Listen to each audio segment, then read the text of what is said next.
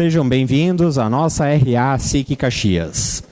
Com o tema Atuais de Direito Eleitoral e Digital, damos as boas-vindas à palestrante, advogada, presidente do Instituto Gaúcho de Direito Eleitoral, consultora da Comissão Especial de Direito Eleitoral do Conselho Federal da OAB, membro da Academia Brasileira de Direito Eleitoral e Político e coordenadora do curso de pós-graduação em EAD em Direito Eleitoral da Fundação Escola Superior do Ministério Público, Franciele Campos. Agora, nos telões, as marcas patrocinadoras e apoiadoras da nossa RA SIC Caxias.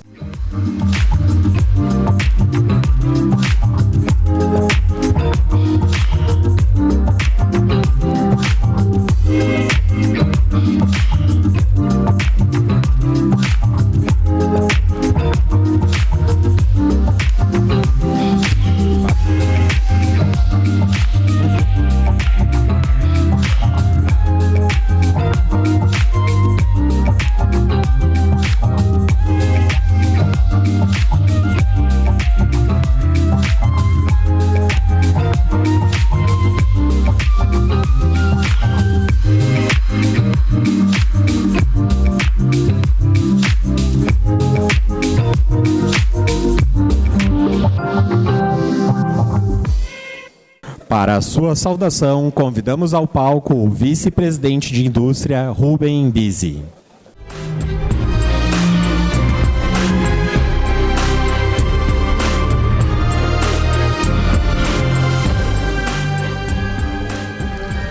Bom dia a todos. Estou substituindo o presidente, que está um pouquinho constipado. Ele estava com medo de tossir aqui na frente, mas está tão normal a gripe para todo mundo, né? Mas saudar a presidente da Câmara de Vereadores, Marisol Santos, obrigado pela presença, o procurador-geral do município, Adriano Taca, e a nossa palestrante, a advogada Franciele Campos. Saudar os ex-presidentes desta casa, a imprensa, senhoras e senhores. À medida que nos aproximamos das eleições municipais de 2024, a SIC Caxias reafirma seu compromisso com a seriedade e a responsabilidade no debate público. No entanto, iniciamos a Semana da Pátria com um episódio lamentável para a nossa democracia. A disputa e o jogo de poder entre o ministro Alexandre de Moraes e o empresário Elon Musk, que resultou na suspensão da rede social X no Brasil e também no bloqueio das contas da Starlink para garantir o pagamento das multas impostas ao X. Trata-se de uma decisão controversa no meio jurídico, gerando insegurança jurídica para os investidores. Inaceitável que esta queda de braço nos coloque diante de um momento preocupante para a liberdade de expressão, um princípio democrático que, historicamente, esta casa defende. Essa mesma SIC que hoje critica esta medida extrema, em 2022, criticou o boicote à palestra do ministro Luiz Fux em Bento Gonçalves, por entender que a democracia dá direito que todos, inclusive aqueles com opiniões divergentes das nossas, tenham voz. Para que os sábios possam falar, os tolos não devem ser calados. Essa é a essência da liberdade de expressão. A democracia não pode ser seletiva e o bloqueio de plataformas de comunicação é uma ameaça a esses princípios fundamentais. A mesma lógica que nos move a exigir responsabilidade e seriedade no trabalho e no debate eleitoral é a que nos faz condenar qualquer tentativa de silenciar vozes, sejam elas quais forem. E o tema da reunião almoço de hoje, prezada Franciele, tem tudo a ver com essa preocupação que nós temos. Por isso, mais uma vez, agradecemos por sua presença e a disponibilidade em debater conosco este tema. Neste momento, é fundamental que os eleitores e principalmente os candidatos compreendam que precisamos muito mais do que palavras afáveis, abraços calorosos e promessas vazias. Todo cuidado é pouco para as campanhas que fazem o canto da sereia, que encantam com soluções milagrosas e promessas irrealizáveis. Penso que os candidatos a cargos públicos precisam, acima de tudo, aprender a escutar. Mas não apenas a quem o agrada, o que é palatável. Preciso escutar também aquelas vozes que trazem a mensagem mais amarga, porque é justamente o retrato da realidade que corrige o que está errado, que aponta o caminho do razoável, que indica o que é preciso ser feito, mesmo que nem sempre seja agradável de ouvir. Se de um lado temos uma das maiores cargas tributárias do mundo, de outro temos serviços públicos que estão entre os piores do planeta. O Estado brasileiro, em grande medida, sucumbiu às suas próprias contradições. Ou aceitamos a dose amarga necessária para reconstruir e reorganizar o nosso país, começando pelos municípios, ou continuaremos a pagar o preço de um sistema que não entrega o que promete. É como escolher um síndico de condomínio. De que adianta termos um síndico sorridente, mas que deixa a água faltar, a energia acabar e os elevadores sem funcionar? Não seria melhor termos um síndico que garanta que as coisas funcionem?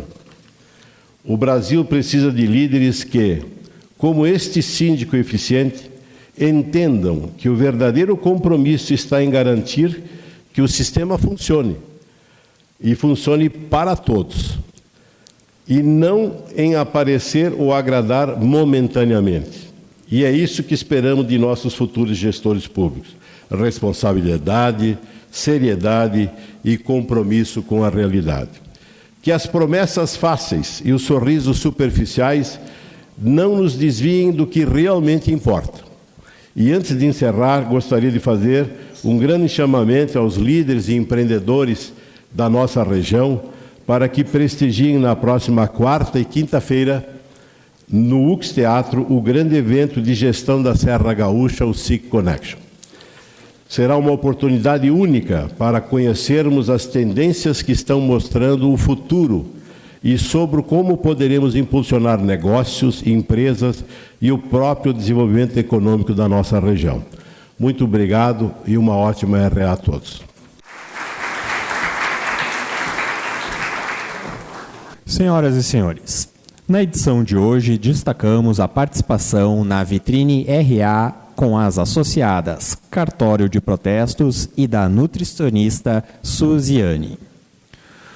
Os cartórios de protestos do Rio Grande do Sul são a ferramenta mais eficiente na recuperação de dívidas.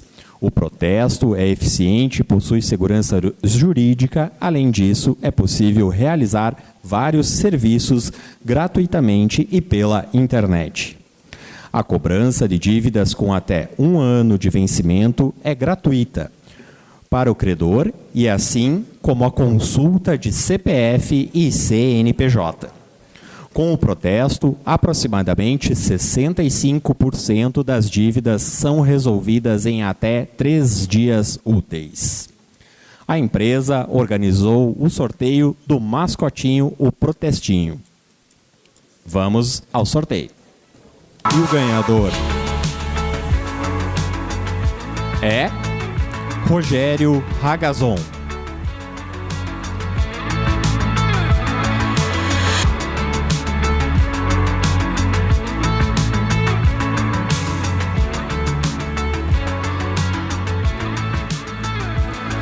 A nossa próxima vitrine é com a nutricionista funcional Suziane. Ela também atua dando palestras e acredita que o intestino é a chave para a saúde.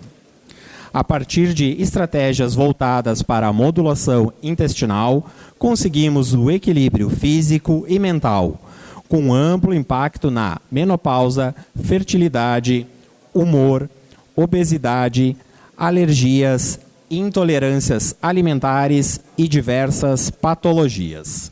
Na consulta, é possível verificar como está a sua saúde e gerar estratégias em busca do equilíbrio.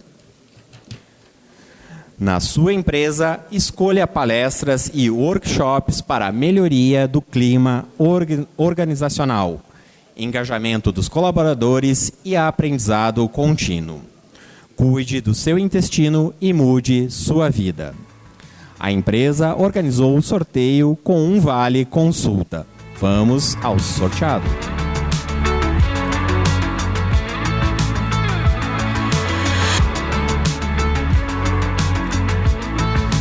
E o ganhador é Ismael D'Ambros.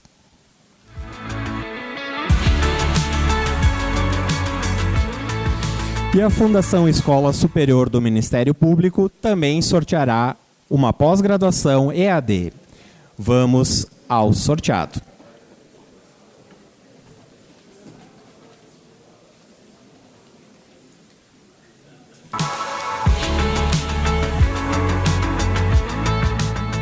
E o ganhador é José Almeida.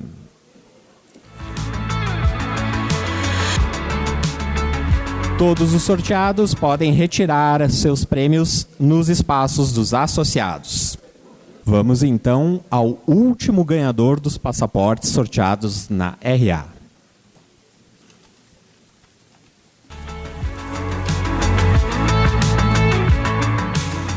E a ganhadora é Mariana Machado. Convidamos então o presidente Celestino Louro para que faça a entrega do passaporte.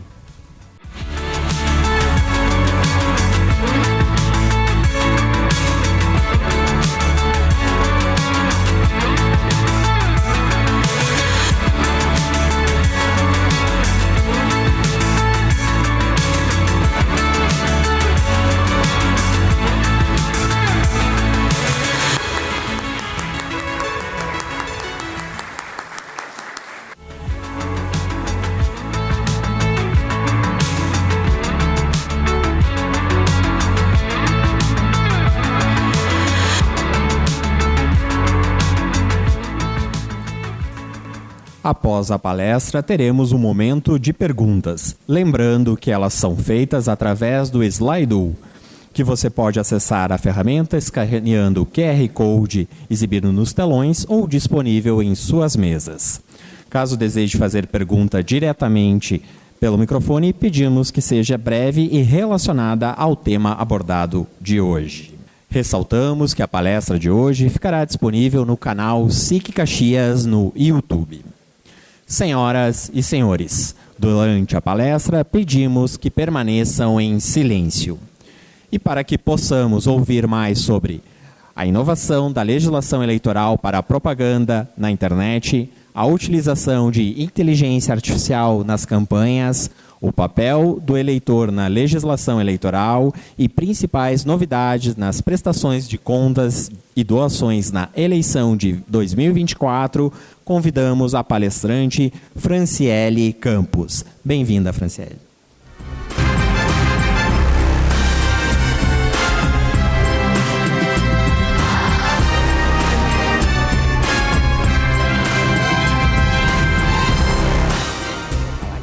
Bom dia, boa tarde, pessoal. Eu prefiro falar nesse microfone, que eu gosto de falar caminhando. Gostaria de agradecer muito o convite da SIC, na pessoa do nosso presidente e de toda a sua diretoria. Dizer para vocês que, para mim, é uma alegria, uma satisfação estar em Caxias do Sul hoje. Eu sou natural de Farroupilha, mas saí muito cedo. De Farroupilha, com 17 anos, fui fazer faculdade na Universidade Federal em Porto Alegre, mas antes de ir para Porto Alegre, eu fiz o meu segundo grau, né? Hoje é ensino médio, mas na época era segundo grau, porque foi no século passado, né? Aqui em Caxias do Sul, estudei na escola Mutirão Objetivo durante 3 anos, então me sinto em casa. Para chegar aqui na SIC, o colégio era aqui perto, né? Então me traz boas lembranças estar aqui com vocês. Eu tenho muita coisa para falar, até estava perguntando para o presidente agora quanto era o meu tempo, né? Mas eu vou tentar falar um pouquinho, um pouco de tudo, um pouco do tema do momento também, né? A minha palestra é direcionada ao direito eleitoral digital, né? Que é como tá o tema posto ali. Eu tenho falado de direito eleitoral digital desde o ano passado. Acho que é o grande norte agora que nós temos dentro da nossa democracia. Eu acho que tem dois grandes temas dentro do direito, dentro das ciências jurídicas, né, que são atualmente os que mais estão em alta, o direito eleitoral e o direito digital, né? Se eu tivesse um conselho para dar a qualquer pessoa que estivesse na graduação hoje de direito, seria fazer, obviamente, uma pós em direito eleitoral ou em direito digital, ou as duas, porque são os grandes temas que estão sendo trabalhados hoje e que não estão no currículo da graduação, né? Nós temos um trabalho muito forte, um pedido. Inclusive, eu, como presidente do Instituto Gaúcho de Direito Eleitoral, ano passado, assinei um ofício requisitando ao MEC que coloque o direito eleitoral como matéria da graduação nos currículos dos cursos de direito. Nós temos uma grande conquista, que é o direito eleitoral hoje estar nas provas de admissão da OAB, né? Então, os estudantes obrigatoriamente têm que passar por esse estudo. Mas nós ainda não temos esse tema na graduação. E o tema do direito eleitoral é um tema relacionado diretamente ao direito constitucional e aos fundamentos da nossa democracia. Então, eu tenho essa missão por onde eu passo, de sempre falar da importância do direito eleitoral. E o direito digital hoje é um direito que tem uma importância em todos os ramos do direito, né? A gente, basicamente, hoje não faz mais prova e nenhum tipo de processo com testemunha, né? Nem em direito tributário, nem em direito... agora estou vendo o pessoal ali de Farroupilha, não tinha visto vocês. Nem em direito de família, nem nenhum tipo de ramo do direito. As provas hoje são basicamente todas digitais, né? Então, o advogado tem que ter conhecimento de blockchain, tem que ter conhecimento de metadados de WhatsApp, tem que ter conhecimento da diferença de Telegram, WhatsApp, Instagram, Blue Sky, X, para a gente poder fazer as requisições de prova. Então, o direito digital e o direito eleitoral, e nas suas interconexões, vão ser os temas da minha fala aqui hoje para vocês. Tá bom, gente? Vamos lá. Isso. Bom, eu vou fazer uma divisão, eu vou fazer uma introdução para vocês de todo o contexto das plataformas, de todo o contexto de como a internet começou a influenciar as eleições e as campanhas. Para lá no final da minha fala, eu vou falar especificamente sobre a regulamentação que o Tribunal Superior Eleitoral fez com relação às plataformas e à inteligência artificial para a campanha de 2024. Eu tive o prazer de participar em janeiro.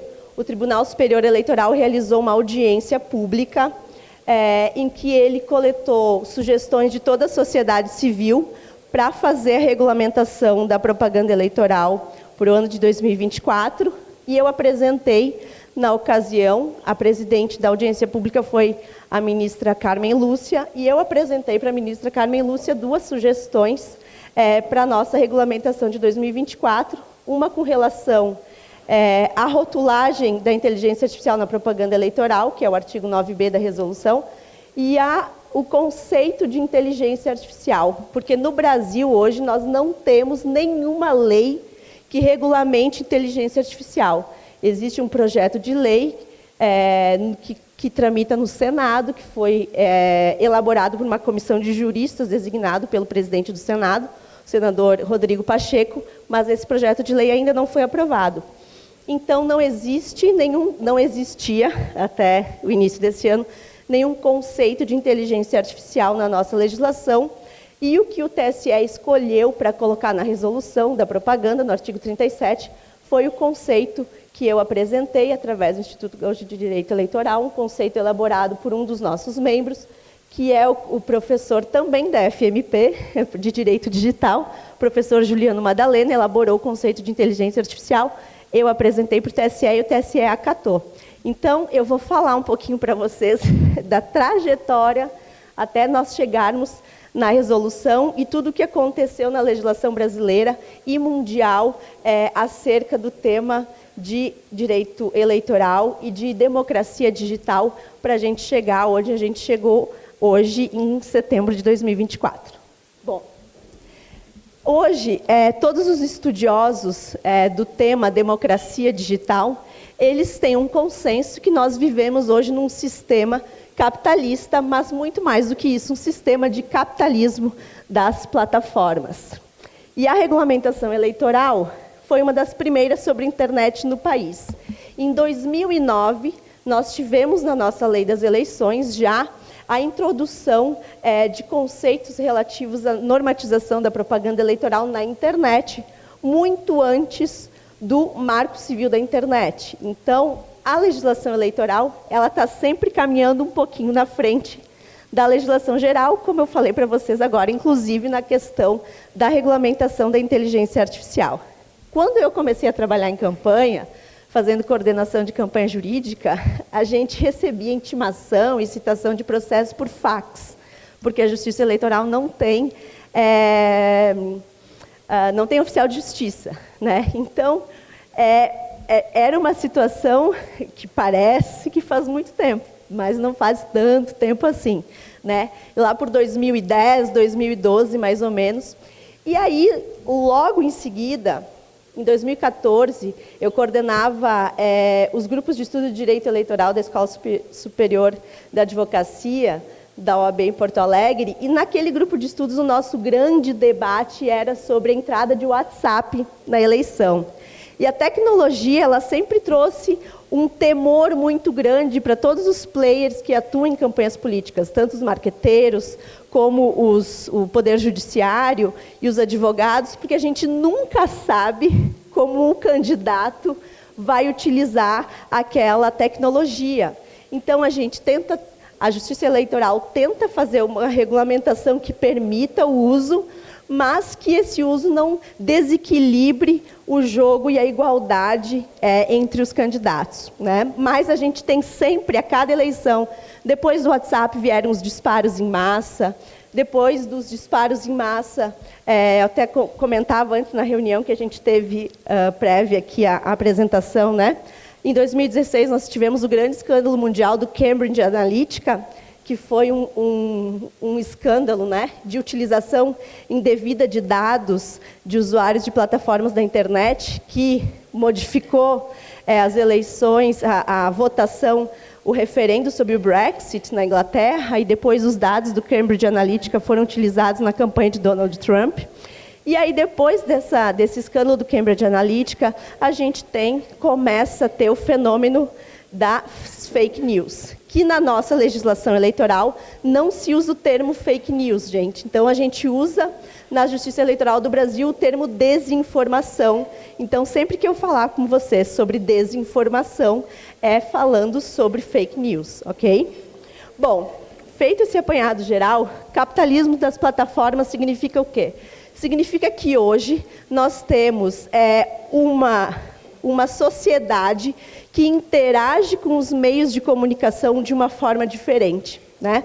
Antigamente, os grandes empresários, banqueiros, quando adquiriam um status econômico muito alto, tentavam o quê? Comprar jornais, comprar revistas, comprar rádios, para ter o poder da comunicação em suas mãos, né? A gente vê isso no Brasil, a gente tem muitas famílias de políticos influentes que são proprietários de rádio, jornais no interior, e isso acontecia no mundo inteiro, né? Mas hoje, os grandes players do capitalismo, eles são players que são donos de plataformas, né? São eles que estão fazendo lobby no Congresso americano, no Congresso da União Europeia, e a gente tem hoje o grande debate do Brasil, né? Do Elon Musk, que é um grande proprietário de diversas empresas de tecnologia, né? Empresas de automóveis, empresas de foguetes, e um pouquinho mais, desculpa, gente. Enfim, né? Ele traz a sua questão familiar originária, né, da extração de diamantes na África do Sul. Então, ele é um grande player do capitalismo mundial, mas também adquiriu uma plataforma de rede social para chamar de sua e entrar aí sim, então, no capitalismo das plataformas, que hoje é o que comanda as nossas decisões, né? E o que, se a gente pensar hoje, eu não cheguei aqui na SIC hoje sem a ajuda do Waze, né? O Waze que me diz como chegar aqui. É um algoritmo que me explica o que eu tenho que fazer e que caminho seguir.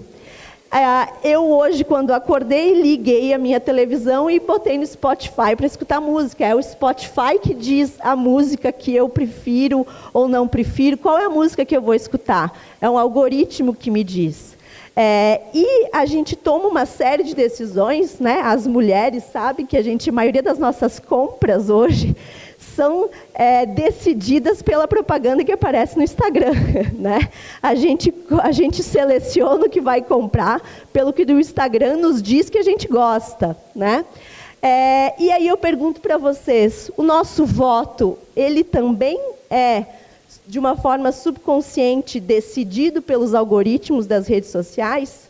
É isso que eu vou tentar conversar com vocês hoje, né? Eu até escrevi um artigo esses dias sobre essa questão, que o título do artigo era Alexa, em quem eu devo votar?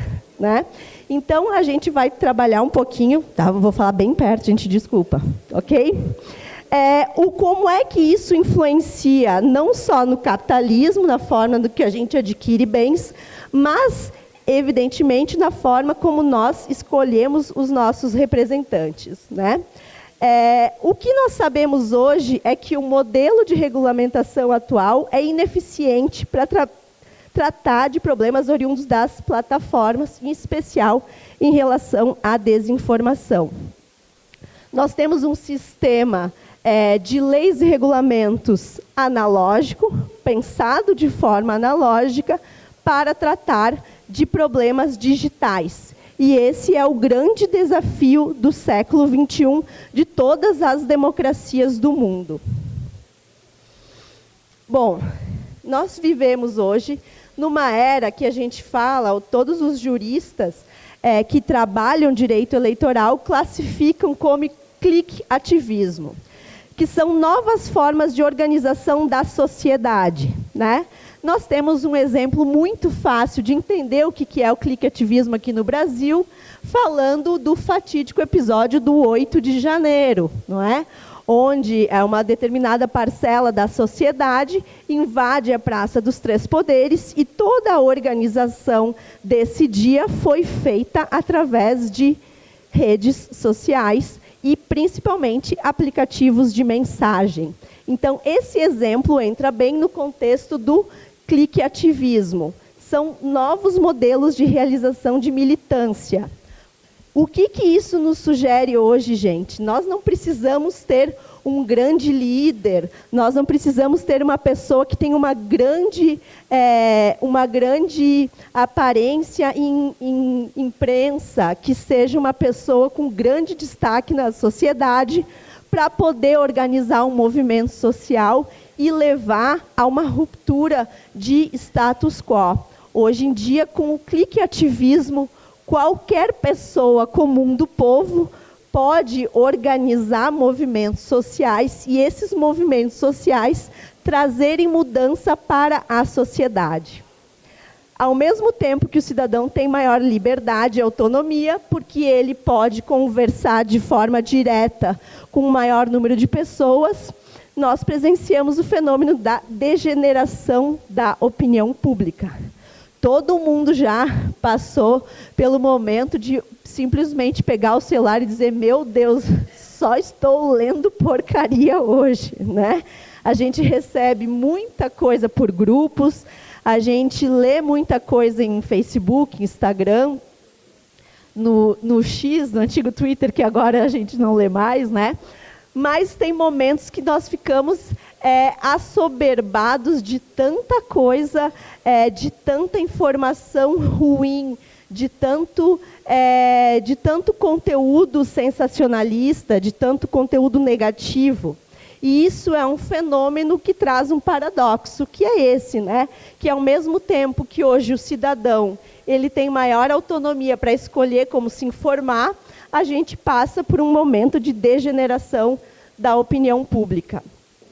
Nós temos hoje um fenômeno das democracias que é o seguinte: até um pouco tempo atrás, 15 anos atrás, nós tínhamos a comunicação, e aqui a gente tem muita gente que trabalha na imprensa e vai entender o que eu estou falando. Nós tínhamos um fenômeno na comunicação que era: as pessoas acordavam de manhã, ou ligavam a TV, ou escutavam rádio, né? Quando eu era criança, quando meu pai chegava em casa e ligava a TV no Jornal Nacional, todo mundo tinha que ficar quieto, não podia mais ter uma brincadeira em casa, menino jogar bola, a gente fazer nada, porque era o momento do meu pai se informar no dia, era através do Jornal Nacional, né?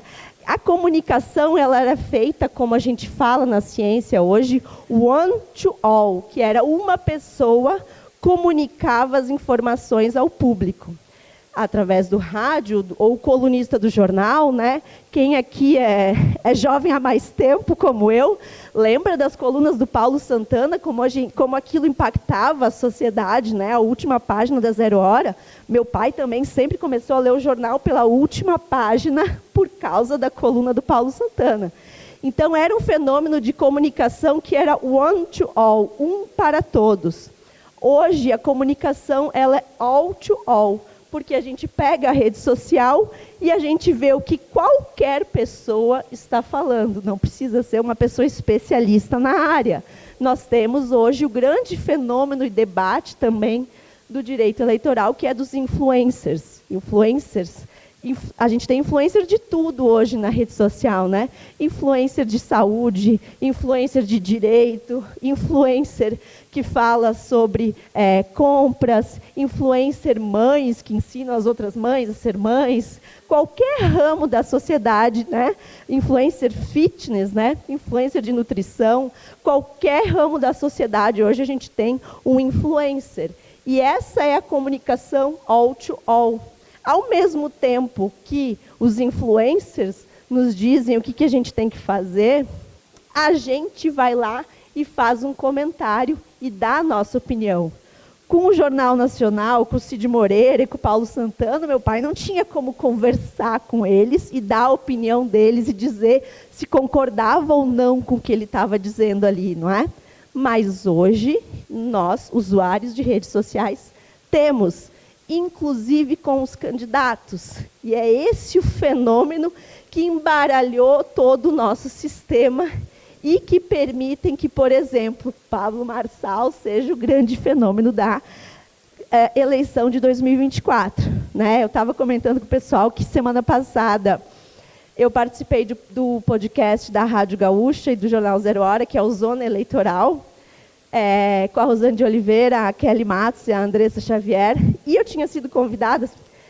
Eu não vou falar do fenômeno Pablo Marçal aqui, mas quem tiver interesse para entender os processos e tudo que cerca a campanha dele, podem assistir o Zona Eleitoral, que está lá no YouTube. E quando eu cheguei lá, eu tinha sido convidada para falar de inteligência artificial, e eu só fiquei sabendo que eles tinham mudado o assunto na hora que eu cheguei lá, que estavam me dando o microfone. Por quê?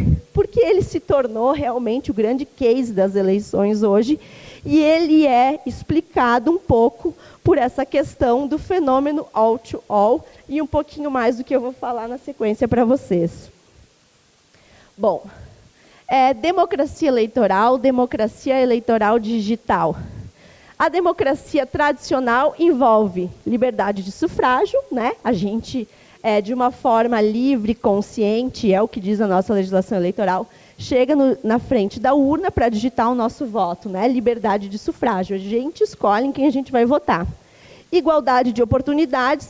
Toda a legislação eleitoral ela é pensada e editada de forma a fazer com que os candidatos tenham igualdade na apresentação aos eleitores. Então, por isso que nós temos, a legislação coíbe muitas formas de abuso. Nós temos abuso do poder econômico, abuso do poder político, abuso dos meios de uso de comunicação. A gente tem uma regulamentação específica para captação e lista de sufrágio, que é o que a gente fala tradicionalmente, que é compra de votos, né? Então, toda essa legislação ela é pensada em que a gente consiga aplicar esse princípio, que é o de igualdade de oportunidades aos candidatos. E o direito à informação não manipulada. Esse também é um princípio do direito eleitoral, que é o que a gente mais precisa se reconectar no tempo de democracia digital. Direito a informações não manipuladas. E aí a gente vai pensar nos algoritmos e a gente vai pensar nos exemplos que eu dei para vocês do Waze, que escolhe qual é a esquina que eu devo pegar, do Spotify, que diz a ordem das músicas que eu vou escutar, do Instagram, que mostra o sapato que eu devo comprar. E aí a gente vai se questionar se todas essas redes sociais também não trazem uma indução em quem eu vou votar. E aí a gente chega na questão do ideal de verdade. Eu vou fazer um parênteses aqui para falar para vocês de um livro que eu gosto muito. Eu tenho uma palestra que é específica sobre esse livro e essa questão, mas eu vou falar só um minutinho para vocês aqui, que eu não sei se vocês já leram. Se não leram, eu recomendo muito, inclusive é um excelente presente, que é o livro de um dos grandes filósofos do século XXI, o Harari. O nome do livro é Sapiens, uma breve história da humanidade. Se vocês não leram esse livro, um grande fenômeno, número 1 de vendas do New York Times durante anos. E o Harari, ele fala uma coisa, ele tem feito muitas falas sobre a questão do ser humano e a inteligência artificial, mas no livro do Harari, ele explica, né? Sapiens, uma breve história da humanidade. Ele explica por que o Sapiens se tornou Sapiens e se diferenciou dos Neandertais, do Homo erectus, das outras espécies que existiam na pré-história, e por que os Sapiens hoje somos nós, né? Como é que nós chegamos aqui e deixamos de lado os outros? A explicação central do Harari é que tem uma coisa que só o humano conseguiu fazer. Todos os animais, eles têm uma espécie de linguagem. O gato mia, o cachorro late, o golfinho se comunica também por linguagens, enfim, a maioria dos mamíferos, os pássaros, tem um tipo de linguagem. Mas o Sapiens, ele desenvolveu uma coisa que nenhum outro conseguiu desenvolver, que é a fofoca. E aí ele explica que os grupos pré-históricos andavam em bando, eram coletores e caçadores, assim como os neandertais, assim como outras espécies advindas dos primatas. Mas quando o Sapiens, no seu bando, consegue identificar quais daqueles eram os que desempenhavam melhores, eles tinham um desempenho melhor em algumas atividades, eles sentavam na beira do rio, ou na frente de uma fogueira no final da noite, e falavam, pô, fulano lá caça melhor do que pesca, então a gente vai dizer para ele só caçar. E quando eles disseram, aquela fulana lá, ela sabe escolher as frutas mais maduras, então a gente não vai botar ela caçar com a gente vai deixar ela só colhendo. E quando eles conseguiram identificar e trocar essas ideias através da fofoca, falar bem e falar mal das pessoas do seu grupo, foi isso que impulsionou o Sapiens e trouxe ele a conseguir conquistar o planeta. Então, o que nos torna humanos é a linguagem. E a linguagem é a base da democracia, porque a democracia é um sistema de opinião, certo?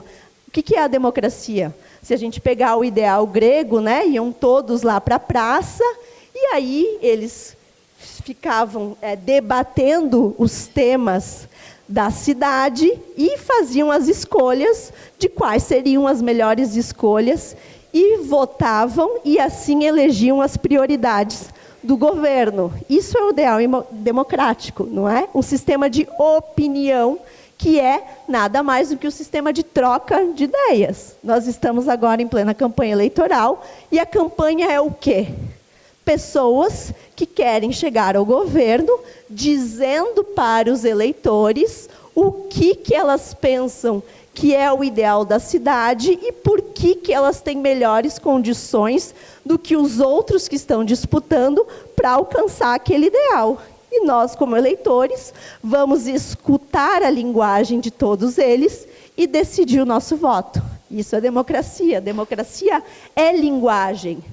Mas quando a gente tem um componente que traz uma linguagem que não é humana, quando nós temos algoritmos e robôs de inteligência artificial dizendo para nós que esquina nós devemos dobrar, que música nós devemos escutar, que roupa nós devemos comprar, que comida nós devemos comer. Quando a gente abre o iFood, é o iFood que mostra lá no início o que a gente deve consumir ou não. A gente não olha tudo. Quando a gente faz uma pesquisa no Google, duvido que alguém já clicou até a página 4 ou 5 do resultado da pesquisa para ver todos os resultados disponíveis. A gente vê ali 1, 2, 3, os primeiros que aparecem e toma a nossa decisão. Foi o algoritmo que fez a classificação daquela resposta da pesquisa. Então, quando nós temos uma inteligência que não é humana, que entra na linguagem da democracia, aí a gente tem uma ruptura com o nosso modelo tradicional de democracia e surgem os problemas que nós estamos vivenciando hoje. Nós temos um ideal de verdade, que é a pedra angular da democracia, que vem aqui falar junto com o princípio do direito à informação não manipulada. E esse ideal da verdade no processo democrático, ele diz que somente informações honestas possibilitam a formação de uma democracia consciente e apta a participar de processos deliberativos. E aí a gente chega no ponto que nós estamos vivenciando hoje, que é a da desinformada sociedade das informações. Porque os estudiosos dizem que nós vivemos hoje um fenômeno chamado de infodemia. Infodemia é o quê? É uma epidemia de informações. E quanto mais informações nós temos, mais difícil fica para o nosso cérebro processar, e é por isso que nós escolhemos as informações mais sensacionalistas, por isso que nós escolhemos clicar nos links que trazem uma manchete que seja mais assustadora, e muitas vezes esse conteúdo ele é falso, porque ele precisa nos chocar para atrair a nossa atenção. Quantas vezes nós mesmos, ou vocês observaram pessoas, principalmente os mais jovens, né, com uma tela do celular só assim, ó. A gente escuta 2, 3 segundos de cada conteúdo e vai passando.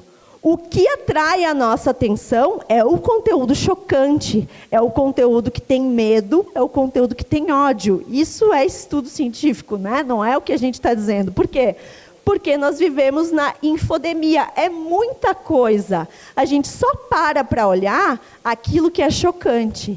E isso traz um problema para a democracia, porque os candidatos e o marketing hoje das campanhas entenderam isso, e os candidatos e o marketing começam a produzir conteúdos com desinformação e conteúdos que choquem o eleitor, porque é dessa forma que eles atraem a atenção do eleitor. Existe um estudo que saiu agora, acho que ontem, na página do UOL, com umas entrevistas com os marqueteiros da campanha municipal de São Paulo. Inclusive, tem uma fala lá do marqueteiro da Tabata Amaral, que ele diz: olha, a gente produz vídeos belíssimos de propostas. São os que têm as menores visualizações nas redes sociais. Conteúdo de proposta não interessa ao eleitor. E aí a Tabata vem e começa a fazer conteúdos que parecem produção de Hollywood, e ele diz que se inspirou numa série de Hollywood, Homeland, não sei se vocês já assistiram, se não assistiram, assistam, é uma série maravilhosa, de uma espiã da CIA, e aquele conteúdo que ela faz hoje denunciando os supostos crimes do Pablo Marçal são inspirados numa série norte-americana, justamente porque é a única forma, dentro do turbilhão de informações que o eleitor recebe, que ela conseguiu chamar a atenção do eleitor. Então, a gente fala que nós vivemos numa desinformada sociedade de desinformações. Quanto mais acesso à informação, mais desinformada está a nossa sociedade, e o fenômeno é justamente por esse. O nosso cérebro não tem a capacidade de processar toda essa informação, e ele só se concentra naquilo que é mais chamativo, que são conteúdos de ódio, conteúdos sensacionalistas e conteúdos de desinformação. A desinformação, para a gente ter um conceito, como eu disse para vocês, é como a Justiça Eleitoral trata a questão das fake news no Brasil. A gente pode conceituar isso como uma ação comunicativa destinada a substituir, deturpar, impossibilitar ou dificultar o acesso à realidade, com efeito imediato de estimular reação repulsiva de ódio ou indignação. Essa é uma palavra muito utilizada pelos marqueteiros de campanha. A gente tem que indignar o eleitor. A gente tem que mostrar que o governo que está aí é muito pior do que ele imagina. Ou a gente tem que indignar o eleitor e mostrar que o opositor vai fazer terra arrasada da nossa cidade. E assim é que hoje se fazem as campanhas, com indignação, que está dentro do conteúdo da desinformação.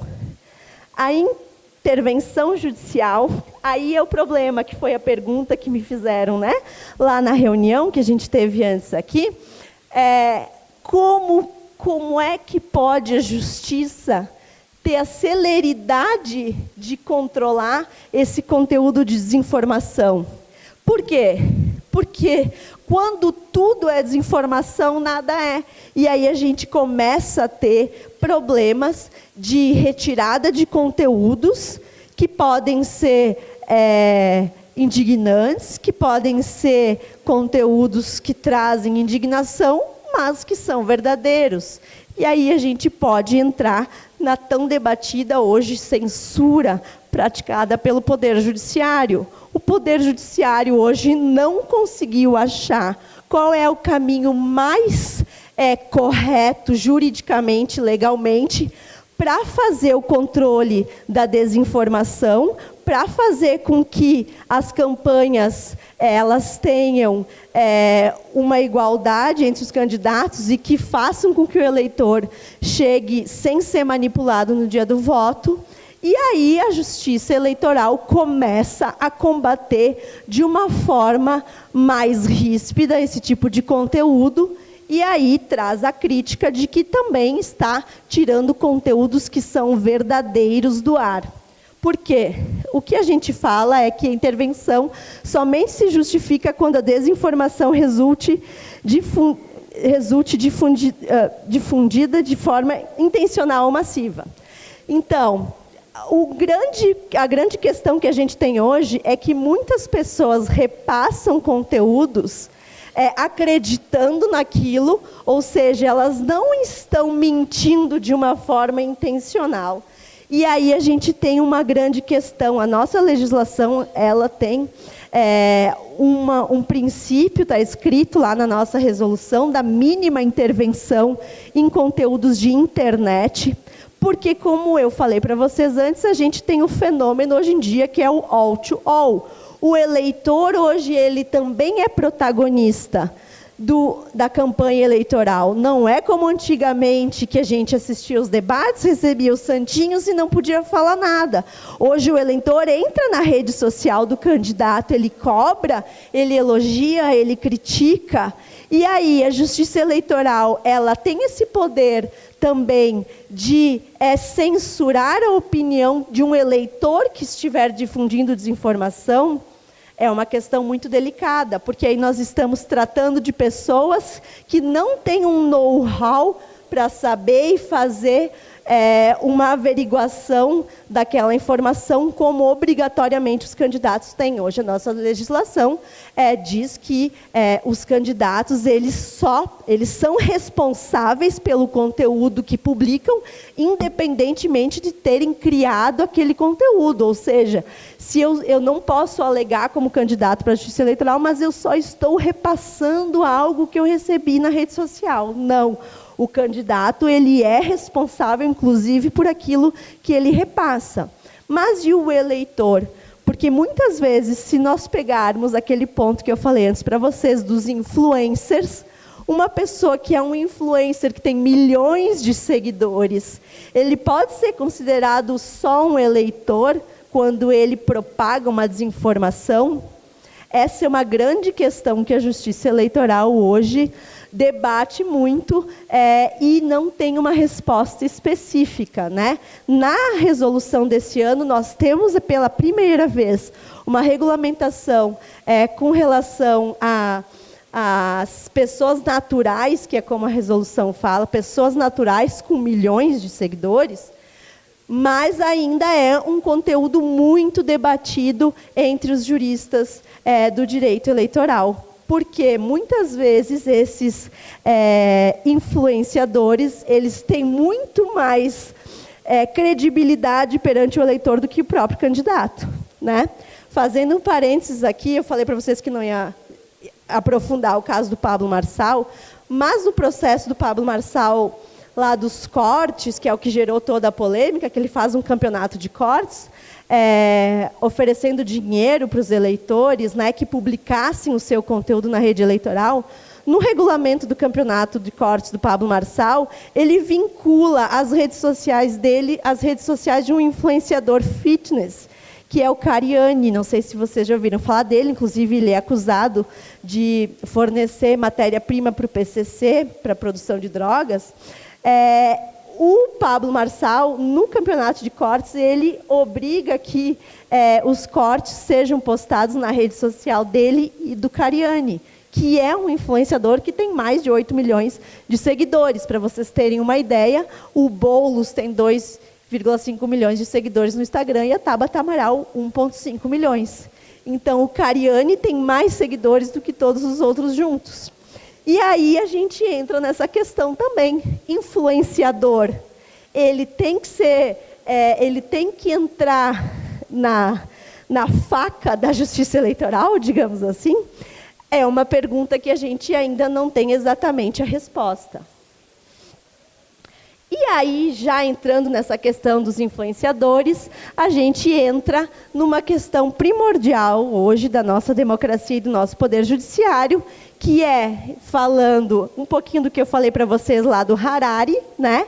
Que ele faz esse questionamento de se a linguagem é o que nos torna humanos e a linguagem é a base da democracia. A gente hoje vive dois fenômenos, que são da IA generativa, inteligência artificial generativa, e do Big Data, que é o quê? O Big Data e a IA levam um regime de informação a um lugar em que é capaz de influenciar nosso comportamento num nível abaixo do limiar da consciência, que é os exemplos que a gente estava falando hoje aqui, desses aplicativos de redes sociais que hoje guiam a nossa vida. Quando a gente vai entrar numa rede social e clica lá que aceita os termos de uso, a gente aceita que essas empresas de Big Data vendam os nossos dados para outras empresas, principalmente na publicidade, e assim a gente acha que a rede social é de graça, a gente acha que a gente não paga nada para usar o Instagram, a gente acha que a gente não paga nada para usar o Facebook, o Blue Sky agora, né? Antigamente o X ou o Twitter, mas, na verdade, a gente vende os nossos dados para essas empresas, a gente cede. E aí a gente tem a relação do Big Data. Vocês sabiam que, inclusive, os dados que a gente coloca no GovBR são utilizados pelo GovBR para treinamento de inteligência artificial? Então, tudo o que a gente coloca hoje em dia, vocês sabem que o Google, ele sabe quanto tempo nós ficamos na frente de determinada prateleira do supermercado e sabe o que a gente adquiriu ao final do dia? Eu não sei se vocês, quem utiliza o Gmail tem um serviço que é aquele que faz o mapa das nossas rotas e no final do ano a gente recebe um mapinha que diz por absolutamente todas as ruas do mundo que nós passamos e quanto tempo nós ficamos em cada lugar. Então, as empresas de Big Data hoje sabem em qual posto de gasolina eu abasteço, sabem em qual supermercado e qual restaurante eu frequento, sabem qual vinho eu tomo, elas sabem absolutamente tudo. E isso é o capital delas. Por isso que a gente, em tese, não paga nada. E a IA generativa, ela pega todos esses dados e, através do treinamento dos algoritmos, ela responde com padrões de resposta que vão direcionar a nossa vida. Eu comentava antes com o pessoal aqui da diretoria, né, que hoje o Poder Judiciário do Brasil, ele utiliza um sistema chamado Sinapses, que é um sistema do CNJ que faz o estudo de inteligência artificial para que os tribunais façam a classificação dos processos. O ministro Barroso, presidente do STF, já pediu ao STF que faça uma inteligência artificial que faça o resumo dos processos para que os juízes possam julgar. No nosso Tribunal de Contas, hoje, do Rio Grande do Sul, toda a auditoria é feita por inteligência artificial há muitos anos, e isso traz consequências para a gente que nós não sabemos. Por isso que elas estão no nível abaixo do limiar da nossa consciência. E hoje, o que nós vivemos hoje é uma democracia algorítmica, onde a nossa privacidade virou mercadoria. E aí, essa mercadoria é utilizada pelos marqueteiros de campanha que sabem direcionar as suas falas para atingir diretamente, através do microtargeting, o eleitor. Eu vou dar um exemplo para vocês, o meu tempo já está acabando aqui, de uma cidade aqui da Serra, que eu não vou falar o nome, mas um colega advogado meu, o ano passado, em eleição do Conselho Tutelar, foi o ano passado ou início desse ano passado, acho, né? Ele pegou uma candidata que não era ninguém no município, assim, de pessoa de expressão, uma candidata mulher de 20 e poucos anos, e falou para mim: Fran, eu vou fazer uma experiência de chat GPT. E ele começou a colocar os dados dos locais aonde ela ia falar, se ela ia falar por uma escola, se ela ia falar por uma empresa, se ela ia falar para mulheres, para homens, para jovens. E ele fez todo o direcionamento do discurso dela através de inteligência artificial generativa. E ela se elegeu sem nunca ter concorrido a nada na cidade, fazendo discurso de microtargeting através de inteligência artificial generativa. Nós vivemos, além da democracia algorítmica, nesse estado de eleições pós-modernas, um alto componente de personalização e presença dominante de comunicação negativa, que é o que eu falava para vocês antes, de como a gente vive na infodemia e só seleciona aquilo que é muito, que nos chama atenção de uma forma muito impactante. Por isso que nós temos hoje fenômenos como o Pablo Marçal.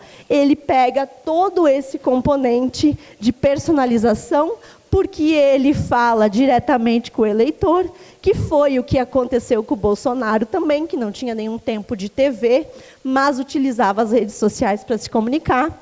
Presença dominante de comunicação negativa e silenciamento de pautas prejudiciais, que é aquele estudo que eu falei que os marqueteiros fizeram, que os vídeos de propostas não têm adesão nas redes sociais. Então, eles não falam nada que seja prejudicial. E hoje, as campanhas são guerras cognitivas. E esse termo aqui surgiu de um livro de grandes estudiosos, eleitoralistas aqui do Brasil, que falam que hoje as campanhas são guerras cognitivas. Não importa mais o que é verdade ou não, importa que eu quero comunicar a minha verdade. E aí fica uma colisão de versões, e isso é a guerra cognitiva. Descortina-se um processo de desumanização das eleições. Hoje em dia, principalmente, é claro que em cidades menores a gente ainda não tem esse fenômeno, mas a gente falando de um fenômeno mundial hoje, todos os cientistas políticos falam sobre esse fenômeno da desumanização das eleições. E aí, falando para vocês agora rapidinho para encerrar, o que veio na regulamentação do TSE? Bom, a Justiça Eleitoral no Brasil, ela tem uma questão muito particular, que é a Justiça que tem a autonomia de regulamentar a lei e não o Congresso. Então, a cada eleição, em determinados assuntos, a Justiça Eleitoral tem que elaborar as suas resoluções, resolução que fala de prestação de contas, de pesquisa eleitoral, de propaganda, de ilícitos. Todas essas resoluções têm que estar editadas até março do ano da eleição. E aí foi feita audiência pública, como eu falei para vocês, lá no TSE, que eu participei, foi feita em janeiro, e aí a resolução sai em março. A resolução 23.610, de 2019, que vem sendo alterada a cada eleição, ela trouxe, então, parâmetros de regulamentação da inteligência artificial, proibição do uso de deepfakes e autorização de uso lícito de inteligência artificial, com a obrigação de que as propagandas coloquem um rótulo informando o eleitor que utilizaram a inteligência artificial, por exemplo, para fazer jingles, para fazer legendas, para fazer vídeos, cortes de vídeos, enfim, todo uso lícito de inteligência artificial, ele tem que ser informado através de um rótulo para o leitor. Nós temos também uma grande novidade esse ano, que é trazer a regulamentação da LGPD, da Lei Geral de Proteção de Dados. Então, hoje, o candidato ele tem que ter o consentimento do eleitor para enviar propaganda via banco de dados, via aplicativos de mensagem. Então, há toda uma regulamentação e uma preocupação da Justiça Eleitoral com a Lei Geral de Proteção de Dados aplicada à resolução de propaganda. Nós temos outras novidades tecnológicas também, que é a utilização do Pix na prestação de contas, né? Então, hoje, os candidatos, a gente tem, quem já trabalhou em campanha sabe, a tormenta que é o cheque cruzado na eleição, que a gente só podia fazer pagamentos através de cheque cruzado. Hoje em dia, a gente tem a novidade do Pix, tanto para receber doação, tanto quanto para fazer pagamentos, né? O Pablo Marçal, quando ele tem as redes sociais dele bloqueadas e ele cria uma nova rede social, um novo perfil, né? Não uma nova rede social, um novo perfil no Instagram, a primeira coisa que ele faz é colocar um card com o número de Pix da campanha pedindo doação. Então, ele deve ter arrecadado muito dinheiro naquele final de semana, que ele teve as contas caídas, né? Porque hoje a gente tem essa facilidade do Pix também. Então, gente, basicamente, depois a gente tem muitas outras questões técnicas, né, que não é o público aqui. Quando eu falo para público, especialmente de juristas, eu entro mais a fundo nessa questão da técnica da resolução. Mas, basicamente, pessoal, o que eu tinha para falar para vocês em torno desse tema da democracia digital, da inteligência artificial e das regulamentações das eleições é isso. Agora eu vou ficar à disposição para as perguntas, né? Foi uma imensa honra e um imenso prazer estar aqui em Caxias do Sul falando com vocês. Estou à disposição da SIC sempre que precisarem e eu consegui. Né? Esse dia 2 ficou bem certinho num conflito de agendas, que amanhã eu já tenho uma audiência no litoral. Eu cheguei ontem, como eu falei para vocês, que fui dar uma palestra no Ceará, e esse período é bastante complicado, né? Mas sempre que vocês precisarem, a gente pode conversar de outros temas relacionados à eleição. Agradeço muito a vocês, desejo boa sorte aos candidatos que estão aqui em outubro, e também a todos, né, que são eleitores. Desejo que vocês possam chegar lá em outubro, na frente da urna, e depositar o seu voto de uma forma consciente, de uma forma em que vocês tenham certeza que vocês estão fazendo uma escolha pessoal, e não uma escolha manipulada por inteligência artificial, gente. Muito obrigada.